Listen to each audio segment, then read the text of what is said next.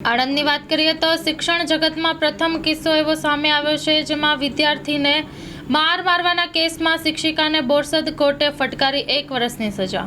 બોરસદ કોર્ટનો મહત્વપૂર્ણ ચુકાદો। વિદ્યાર્થીનીને માર મારવાના કેસમાં શિક્ષિકાને સજા થઈ છે।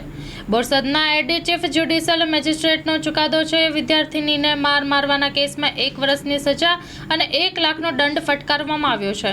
બોરસદની ઈશ્વર કૃપા પ્રાથમિક શાળામાં માર્ચ 2024માં બની હતી ઘટના।